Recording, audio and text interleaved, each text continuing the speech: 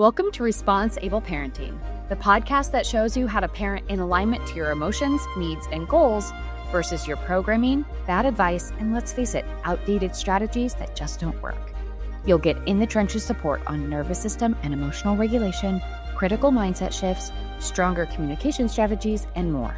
In this podcast, you'll gain transformational tools that take you from reacting to every frustration to responding with clarity, regulation, and finally setting the example you desire for your kids. I'm Becky Jennings, your new parenting coach, and this is the ResponseABLE Parenting podcast. Let's get into it. Hello, welcome back. We are talking about effective communication with your strong-willed ADHD child. So I have my go-to. Honestly, the way I was raised, what is my default mechanism for communication is to sit down, have the talk, go from start to finish, find a solution, figure it out, right? I am not one who is able to start and stop a conversation. It doesn't feel natural to me. It feels more restless to me. I just don't like the energy of not being able to come to a solution, to have the problem solved. It's not in my nature, but I am learning that it is also not in my ADHD son's nature to have a long conversation and figure it out. I'm adjusting. That's what we have to do as parents to strong-willed ADHD kids is we have to adjust to the way in which the communication resonates with them in order to be effective. Because I don't know about you, but trying to do it my way relentlessly is ineffective, and it just causes more resistance.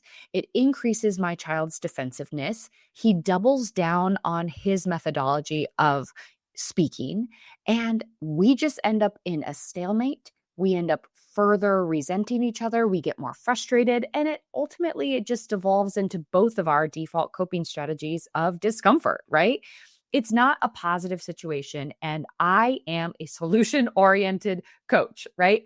I want to see a problem, attack it from all angles, and have a solution on hand for you because it is so frustrating to have the same fight, have the same argument, have the same conversation, even if you're chill as hell and you're doing it in a way that is kind, respectful, gentle, all the things, and you are still having the same conversations over the same situations or same repetitive behaviors. It drives you nuts, right?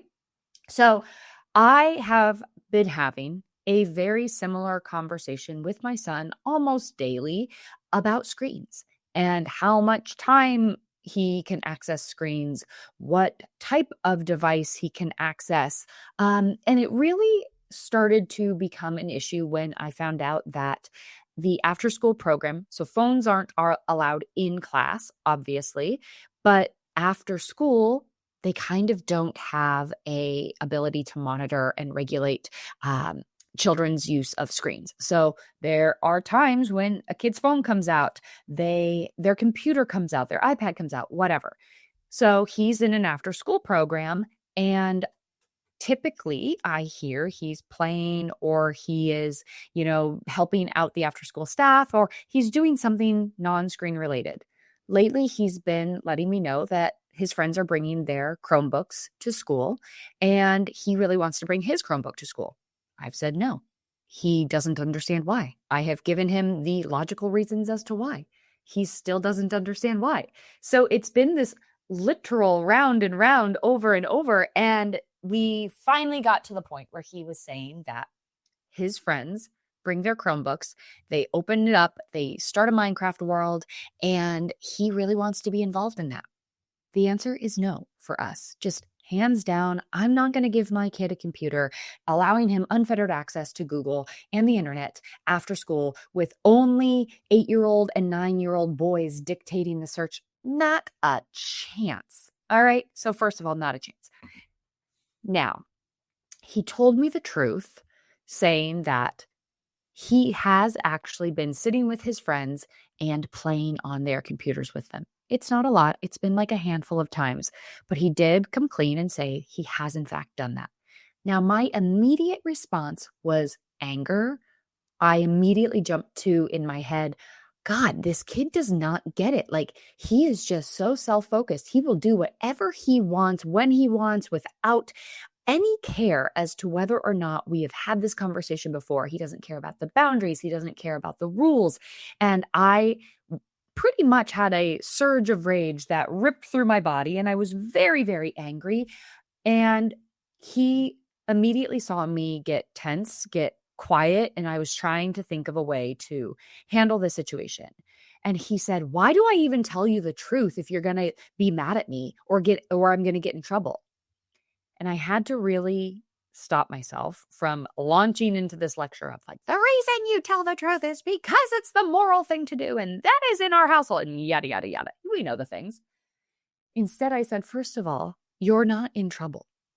I am regulating my emotions. I'm going to be quiet for a second. I'm going to take some deep breaths because I want to say what I intentionally want to say in this moment. I don't want my emotions to come out and say things that aren't going to help the situation. So I'm going to stay quiet for a little bit and figure out what I need to say. He actually resonated with that, which was really positive, and we stayed pretty quiet through the car ride home. And when we got home, I asked him to sit down to have the conversation. That did not work. The conversation was very defensive. He was begging for screens. It was still so screen focused that I said, this isn't going to work. We have to talk about this later. I have never, and I repeat, I have never allowed a conversation to stop without feeling the desperate energy to solve and resolve immediately. But I had this gut instinct that said, this is not going to get solved. I need to come up with a better solution for myself. And I need to come up with a way that feels more aligned with him, that feels more possible for him, that just removes and reduces any amount of threat. Because both him and I are triggered in this situation for two totally different reasons, right? He's desperate for the screen. I'm desperate for him to not be on the screen, right? He's desperate for the interaction with his friends. I don't want him on the internet, right? So we both have two competing needs and desires around this really triggering situation for both of us. So here's what I did. Because it was an after-school situation, I got as much work as I could possibly get done during the day, and I picked him up at regular time. I didn't have him go to his after-school program. And we came home. It was really chill. We made a snack. We sat down on the bed. We got cozy. He had something to fidget with. And I brought the conversation up again. I said, this has been unresolved. We need to talk about it. And again, you're not in trouble. This is not a consequence. We're not doing punishments. We're not doing any of that stuff. I want to understand. That wasn't good enough. It didn't work. And this is why I love sharing this on the podcast. Some of the strategies don't work, right? That would 100%, no doubt, work for my strong-willed younger kid. That would work. He would sit down, we'd talk it out, he'd figure it out, we'd probably be bing, bang, boom, out the conversation in 5 minutes. But for my ADHD son, it wasn't working. He was distracted. He was just asking more and more when the conversation was going to be over. When I would mention, hey, this doesn't seem to be going well, it seems like we need to table it, he would say, well, do I get to watch a screen? And I would say, no, because this is unresolved right now. Okay, let's figure it out. But he wasn't willing to actually get to the root, which is the actual challenge. So I decided to approach it completely differently. I decided to let him go, play for a while. He ended up playing with Legos for a little bit, got all of his activation energy, his dopamine hits happening because he really loves Legos, creating. He got his mind working and stimulus moving in a different way. And I decided to approach the whole conversation in a chunk, right? Chunk it out and take it super, super slow. So I said, why don't you get a notebook that isn't in use? He went and grabbed one of his notebooks, and I said, I'm going to write down kind of the scenario and my number one question. I'm going to write it down, and you can read it. Take your time, think about it. Maybe write tonight. If you don't need to write tonight, write it tomorrow. No pressure. I am removing every possible threat to this dynamic. So I let him know, hey, when I when you asked if you could stay later to school, I said yes, because I was under the assumption when we agreed that you would be playing and there would be no screens. Right now that I know that you watch and play your friends' laptops, like it's really hard to trust. And one of our family values is trust, right? So it goes on to talk about how the fact that the boundary was crossed, and in our house, when a boundary is crossed, the privileges around said thing shrink, right? So we're now in the moment of a shrunk boundary, right? So I basically ask, like, what action steps do you think you can do when you have the temptation of a screen? So he kind of gives like a little bit of an answer, like nothing, okay, well, my answer is I won't lie. And I said, okay. Good. I like that. I like not lying. And then I pressed a little further, and he kind of opened up a little bit more, saying, okay, well, maybe what if we try this? And I said, okay, I think when we start to build back trust, that could be an option, right? And so we started breaking it down bit by bit. And as the pages go on and on and on, I learned that the reason he broke the trust and actually watched the friend's screen is because on the yard, when they're playing, he's having a really challenging dynamic in this social context. He's struggling to make friends. He's struggling to adapt to the rules of the game. He's feeling singled out, and the screen is the one place he feels included. It's the one place where he's not voted out or banned from the game.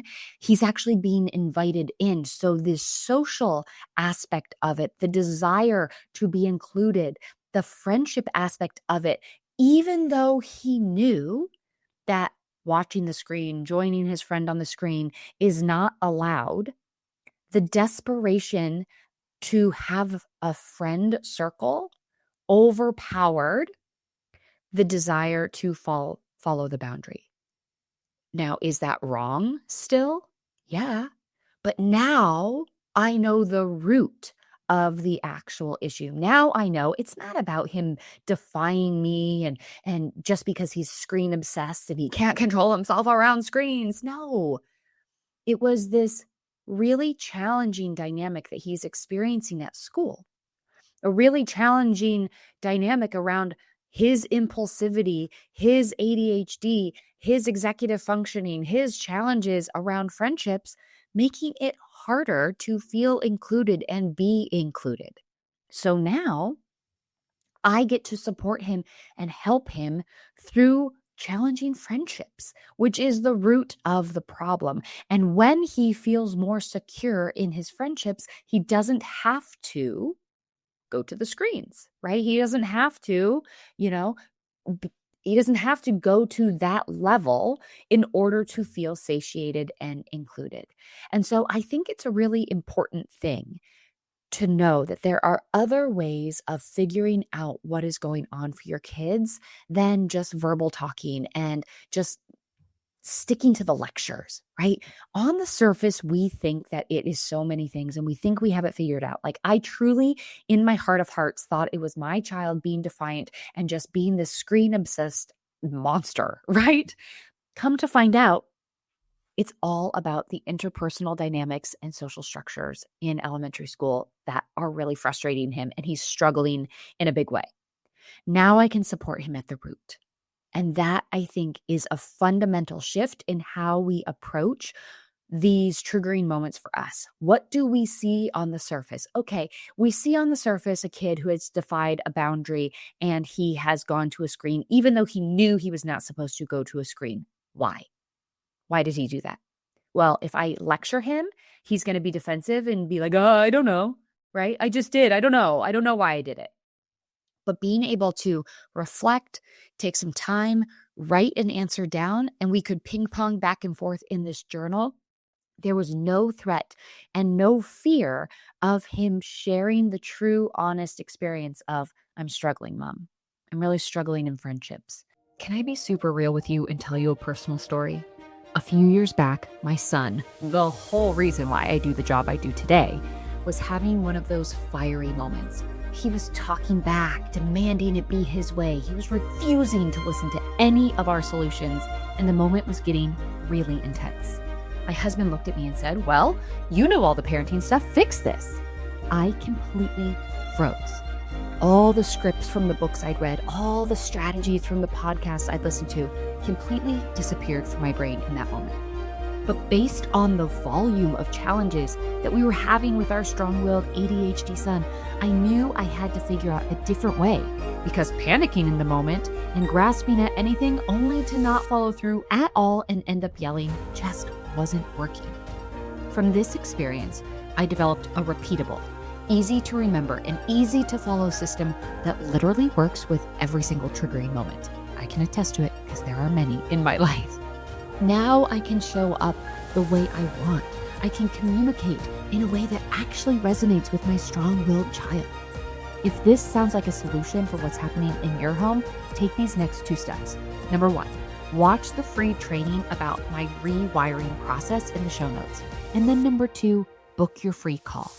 On that call, we will talk about what's happening in your home, and you will get a customized solution that works best for you.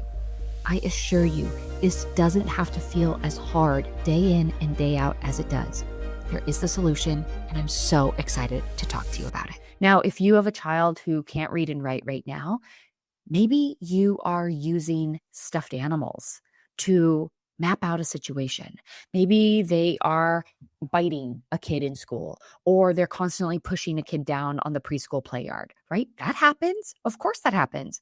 So you can set up a playground scene with the stuffed animals or the action figures, and you can act out what you see or have heard the teacher reflecting back to you as to what's happening. Act it out. See what's happening.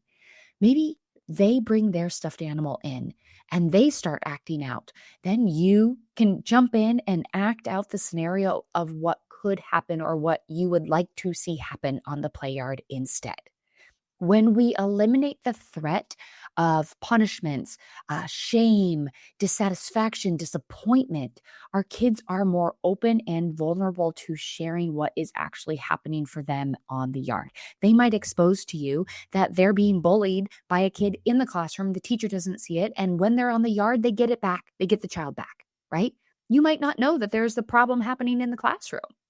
If stuffies or action figures or all of that is inaccessible, maybe they can draw a situation. Like maybe they can draw what they're feeling. Maybe you can set up the situation in your own life and be talking over dinner and map out the exact same situation that is happening for your child and manufacture it to be happening in your life. Put it in a business setting. Oh my gosh, I was at work today and I can't believe somebody said this to me. And they said, da da da da da. And I was so angry that I wanted to hit them and push them in the hallway.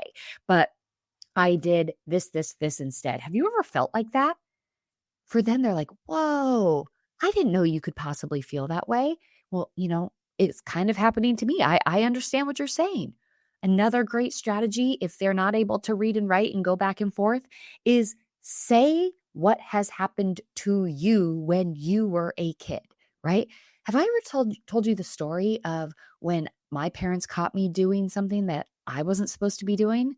They're immediately like, what? You did something wrong? Oh my gosh, tell me everything about it. Then you can kind of get into the situation without any, again, threat or shame or feelings of disappointment, because now you are connecting to them at the level at which they are experiencing in this moment. I think it is critical, and this was such a beautiful reminder for myself, even though I live and breathe this stuff every single day, that we can come into a situation with assumptions. And instead of coming in with what we think is true and what we think our child did, yada, yada, yada, and we have this whole storyline that is impacting the lens in which we're viewing this through, that we pause and we take a second and we say to ourselves, I'm going to approach this situation as if it's the first time it's ever happened, as if this is blindsiding me. And I'm like, oh, this has never happened. This is not a repeatable pattern that has, that is clouding my perception of this moment. And we can go in with such blind curiosity that we actually won't show up as a threat. The more we can focus on not coming in hot, not threatening our kids by our body language, by our face, by our rigidity, the more opportunity we will be able to get to the root of the problem, because I guarantee that what they just did isn't all of it, right? It's layered, it's compounded. There's something else going on too. And the more we can focus on getting to the root, the more we can actually support our child to overall behavior change. Because the behavior on the surface, if we're just focusing on the behavior, we're going to constantly see the behavior, or they'll just repress the behavior so that they're not in trouble. But what's festering underneath is still going to fester. So we need to really peel back the layers and devote a good chunk of our parenting to what is happening underneath the behavior. So I hope that's a really helpful example. If you have a child of reading and writing age, I 10 out of 10 recommend having your next conversation be written, because what unfolded and what came out, it literally brought me to tears, because I was like, this is what my child has been struggling with. Not screen obsession, but he's struggling with making friends and keeping friends and having friends. And he's point blank asked me, can you please help me make better friends? So recommend that. I recommend consistently staying in a play sort of dynamic with your younger children. If you see a behavior that you don't like with your younger kids, play it out. Make a scenario with their stuffies, their stuffed animals, their action figures. Just try to stay in play as much as possible. If you can stay in play, your children will be more open to sharing what is truly going on. They might act it out. They might just fully say, hey, this is actually happening. They might pretend via the stuffed animal, and that's gold, right? Go from there. So I hope this is really helpful. Let's all try in 2026 to ditch the lectures, because I know from my personal experience, it just makes me more angry and it's not effective. So I am going to constantly try to share with you more ways that I have been able to crack open the very defensive shell of my ADHD child. I will continue to share that with you. But I 10 out of 10 recommend the journal if that is accessible to you and your kids. So I hope that helps, and I will see you in the next episode. Thank you for listening to the ResponseABLE Parenting Podcast. If you like what you heard, please take a moment to rate, review, and subscribe.